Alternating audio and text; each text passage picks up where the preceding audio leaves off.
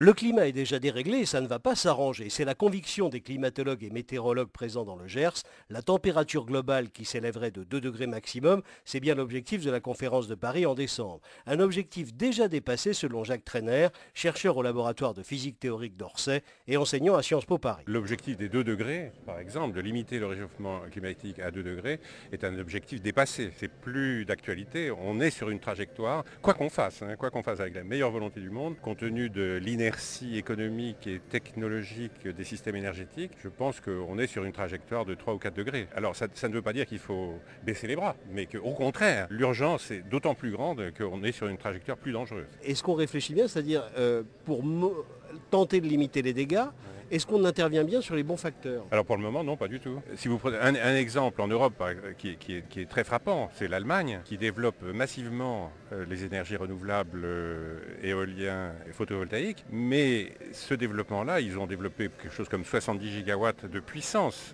installée dans ces deux formes-là, c'est-à-dire l'équivalent de la puissance nucléaire en France.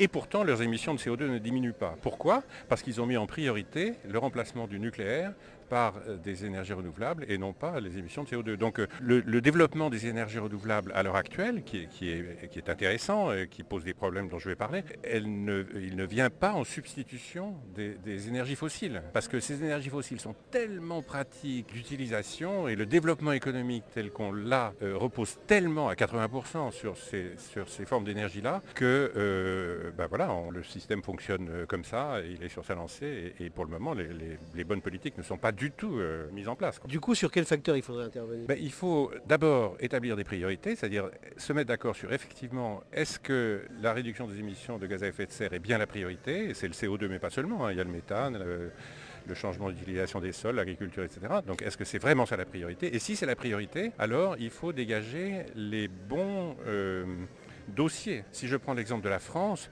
on parle beaucoup des renouvelables électriques qui concernent donc la production d'électricité. On cherche à limiter les émissions de CO2, enfin de gaz carbonique associées à la production d'électricité, mais c'est déjà décarboné à 90%. Donc si on prend un exemple comme la France, le bon dossier, ce sont les renouvelables chaleur, c'est-à-dire remplacer l'utilisation des fossiles pour la chaleur et pour la mobilité. Donc il faut réfléchir à c'est ça les deux bons dossiers, c'est pas du tout les renouvelables électriques. Du coup, la météo dans le Gers et le sud-ouest entre 2030 et 2050 va devenir compliquée. Joël Collado, l'une des voix de la météo de Radio France. On a de plus en plus d'été chaud, c'est quand même pas une grosse surprise de voir que globalement, depuis quelques décennies, le temps, le climat est en train de se réchauffer sur l'ensemble de la planète, mais également sur le sud-ouest et en particulier sur le Gers qui pourrait être un département, en tout cas sur le sud-ouest, être une région qui pourrait être fortement impactée par l'augmentation de température. C'est la mise en place dans la circulation atmosphérique de flux de sud-ouest récurrents avec la chaîne des Pyrénées qui fait un peu barrière à ce flux de sud-ouest qui est pratiquement à 90 degrés et qui entraîne ce que l'on appelle nous des effets de fun, c'est-à-dire des réchauffements qui sont assez marqués et puis l'Espagne qui produit de l'air chaud, qui produit de plus en plus d'air chaud de manière de plus en plus précoce puisque cette année la première vague de chaleur date de fin mai, début juin, ce qui était également historique. Il n'y a aucune façon de modifier ça. C'est de diminuer le taux de CO2, de diminuer l'effet de serre pour effectivement atténuer ce réchauffement climatique qui, quoi que l'on fasse de toute façon, est en cours et si l'on réagit maintenant, ça sera une réaction sur l'ensemble de la planète dans quelques décennies. La limite souhaitable, ça serait 2 degrés, parce qu'au-dessus de 2 degrés, ça deviendrait pas catastrophique, mais en tout cas extrêmement préoccupant. 2 degrés, on est sûr de les avoir. On a pratiquement eu 1 degré déjà par rapport au siècle précédent. 2 degrés, ça fait très peu dans les décennies qui viennent. Si on augmente de 4 ou 5 degrés, quelles sont les conséquences? Alors, les conséquences peuvent être plus que dramatiques, parce que c'est une évolution d'abord extrêmement rapide, auquel la nature va avoir du mal à s'habituer et va avoir du mal à réagir. L'homme, on peut souhaiter qu'effectivement il est suffisamment intelligent pour pouvoir s'adapter et pouvoir réagir de manière très très rapide. Par contre, tout ce qui est la nature, la végétation, les arbres, les forêts, les cultures, tout ça, ça va aller trop vite pour la nature, qui n'aura pas le temps. Et on peut penser également aux animaux. Je prends l'exemple de la chenille qui est nécessaire à la nourriture des mésanges. Cette chenille, elle n'apparaissait que quand les petits des mésanges étaient nés. Maintenant, la chenille apparaît 1 à 2 mois avant. Donc du coup, il n'y a plus de nourriture pour les mésanges. charge quand il y a les naissances qui sont en cours. Il y a aussi sur le plan mondial l'adaptation effectivement de l'agriculture et ça c'est le plus terrible dans des pays où il est difficile de pouvoir s'adapter. On peut se retrouver avec pratiquement aucune production agricole, donc de la famine, donc des réfugiés climatiques. Un des rares qui garde un peu d'espoir, c'est Hubert Reeves, parrain du Festival de l'astronomie de Florence. La détérioration progresse, on le voit avec la déforestation, on le voit avec l'émission de gaz carbonique. Tout ça s'accroît. La réaction vers une restauration se fait avec une grande vigueur et une vigueur de plus en plus accrue. De sorte qu'on arrive dans cette situation paradoxale où à la fois ça va plus mal et beaucoup mieux. Personne ne sait comment sera cette planète dans 50 ans. Ce sera peut-être beaucoup plus mal, ce sera peut-être beaucoup mieux. Et ce qui importe, c'est les décisions qu'on prend aujourd'hui.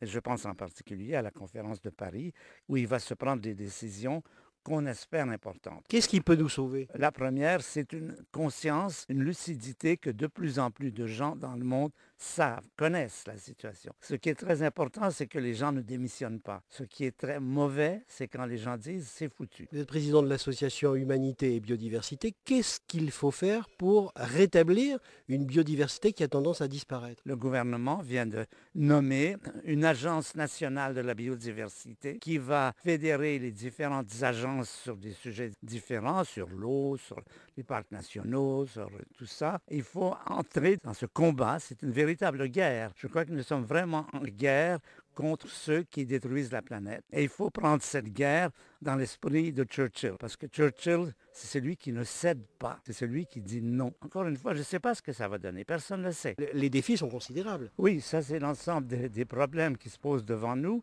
Mais dans chaque cas, il y a déjà beaucoup d'efforts qui sont faits. Par exemple, sur les bâtiments qui donnent de l'énergie, par exemple sur les modes de culture bio, on voit un peu partout des quantités d'efforts. Je dirais presque qu'il y a un avantage à cette crise, c'est que ça fédère les gens. Quand un bateau coule, les marins arrêtent de se battre. C'est pas pour sauver la planète. La planète, elle est bien, elle va continuer à tourner autour. Oui, elle peut parfaitement tourner sans nous. La vie va certainement continuer. La vie animale, végétale, elle est très robuste. Ce qui est en cause, c'est l'humanité. Comme le dit le climatologue Hervé Letreux, les solutions sont compliquées. Pour en sortir, il fait confiance à une sorte de conférence de consensus qui réunirait des experts scientifiques, des citoyens et des politiques, car ce membre du comité d'organisation de la conférence sur le climat de Paris pense que nous sommes plus intelligents à plusieurs que chacun dans notre coin, pourvu qu'il ait raison.